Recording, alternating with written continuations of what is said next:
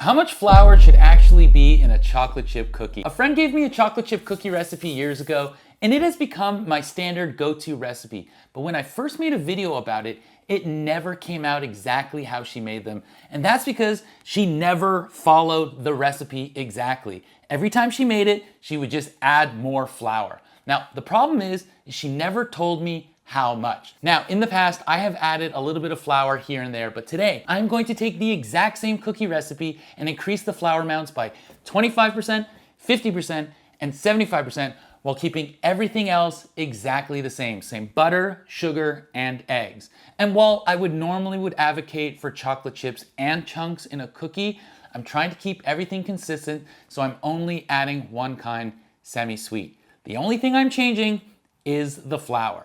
Then, before we jump into any conclusions, as a bonus, I'm gonna see if changing the baking temperature can make the cookie better. Let's make some cookies. I'm not gonna go through the recipe in this video. I'll just link to it below or somewhere on the screen, and you can even download a free recipe card. I did my absolute best to keep things consistent for the experiment, and the best way I thought of was making 2 double batches and splitting them. I even did my best to time how long I mixed the butter and sugar and eggs.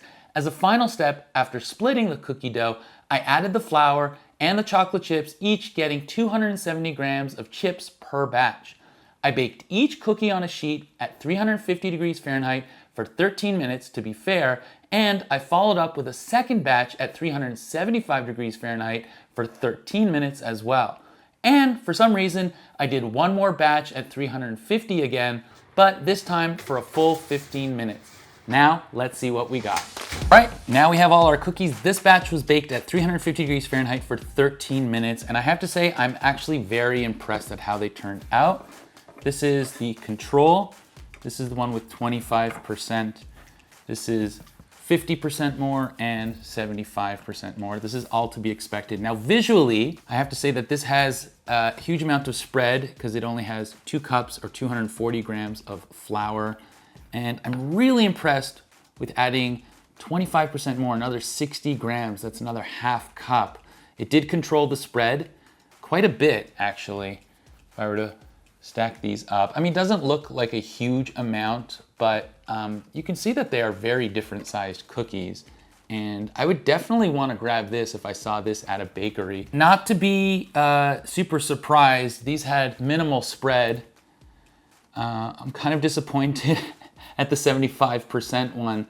A full cup and a half, it looks like a hockey puck. But interestingly enough, my friend had cookies that looked like this, so let's see how they taste. I just want to say that it is obvious that flour provides more structure considering we kept the eggs, sugar, and butter all the same. Now for science, I will do a taste test.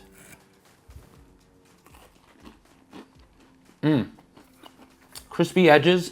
Oh God, I love this cookie so much. Crispy edges, soft center. Oh God, just sweet enough. More on the sweet side, I think, but we'll find out comparatively. Holy, this is why this is my go-to recipe. I absolutely love this cookie so much. This one is 25% more flour, so it's a little more raw looking in the middle, more gooey. At 350 degrees Fahrenheit, there is still some browning on the edges, so let's taste the crispiness. Yeah, crispiness is there. Really soft, gooey center. It's not raw. I absolutely hate the raw cookie trend. I did let these cool down naturally. I did take my time to make these cookies, to cool down the cookies, because I don't want to eat any raw cookies, but this is gooey and soft, and it is still sweet. So minimal difference from, you know, the control. I could keep, oh man. I also like the body on this one. This is quite thin, and this has more of a bite and a chew. I definitely feel very confident about adding another half a cup. That's amazing. All right, that is a good cookie. All right, here, now we're getting to real thick cookie territory. Very jagged. A little bit of crispness at 350 degrees. At a full, I think a cup more of flour. I'm actually really impressed with how this held up. The structure is beautiful. The cookie, like I said, looks great. Much smaller, but let's see how it tastes because we're diluting everything. The sugar, the eggs, the butter. With more flour, you can see it being less sweet, maybe even less chewy because there's more flour. It is less sweet, but not by much. And that's because there's a lot of chocolate chips sort of concentrated in the cookie, holding it all together with the flour. I'm actually really impressed with this one. Again, soft center, not raw, but if you like a soft center and crispy, literally all around. Oh, this is a solid, ooh, wow. This is a solid cookie. This is the best kind of experiment, if you really think about it.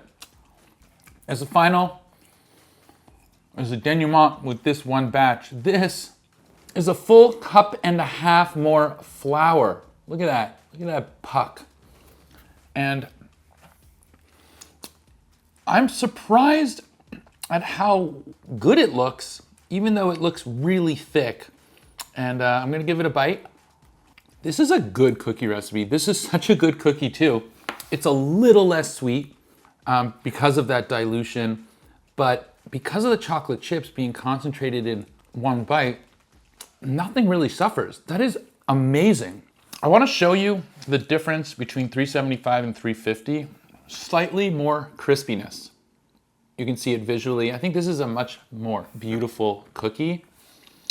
This is the control, and then this is the 25% more cookie, this being the 50% more cookie with flour.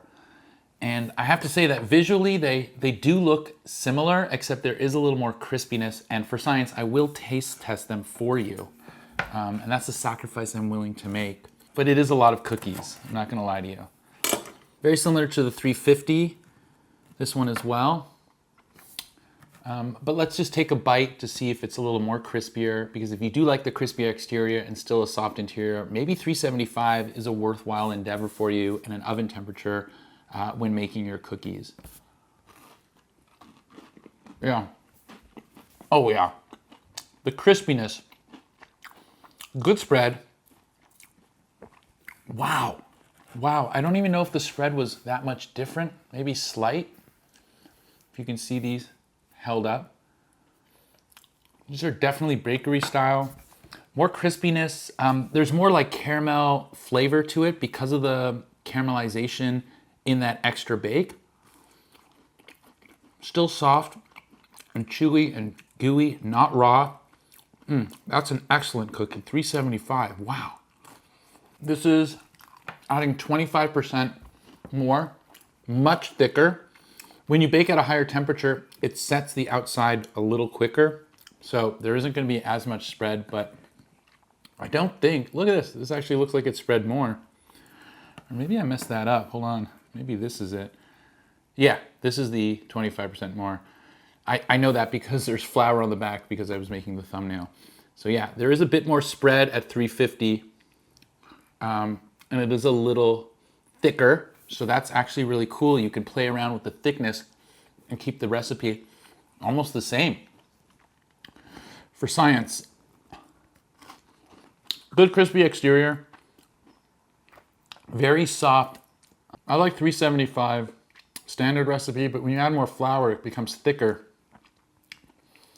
It just becomes softer. If you really like soft cookies, this might be your go-to. 375 at 13 minutes. Wow, I have to be honest with you. I'm gonna have to stop eating and taste testing all these cookies. I made another batch at 350 for 15 minutes, but I don't think I can conclude this because my head is buzzing with so much sugar and chocolate. I don't think I've ever been able to say that, but oh my God. If there are anything I can take away, flour definitely influences the structure. The more flour you can add more structure, the thicker the cookie, and then the more softer the interior can get. I did notice that there wasn't much of a difference as far as taste, but the experience was different. It did get slightly less sweeter from a dough perspective because we added more flour, But because we were getting more chocolate chips per bite, because the cookie kind of shrank in, that sweetness was still there. I think this is one of the best cookie dough flavors. My wife actually thinks it's amazing. She actually eats these cookies and was like, you can make them without anything in them and I would like them. So that's why I love this recipe so much. But I find that adding a bit more flour can give it a nice structure, good texture, and a softness that I like. But then once you start adding more and more flour, it does get a little too raw and soft in the middle for me. Baking at 375 sets the outside, so you get a nicer, crispier, more caramelized taste on the tongue at any sort of iteration. The control, 25%. I'm sorry, I can't believe I'm saying this, but I cannot eat the 50 or the 75% flour. It's just, I'm like, my head is buzzing with all the sugar. So what did we learn? Adding flour, it's not the end of the world if you add 25, even 50% more flour. And I think depending on the sweetness of your inclusion, you may want to include more flour for structure to hold it together, but not worry about sugar, butter, or eggs, because those can, I guess, handle a bit more flour and structure. And if you're going to add a very sweet inclusion, add more flour to maybe balance that out. Thanks for watching. I need to drink a humongous glass of milk. I'll see you in the next one.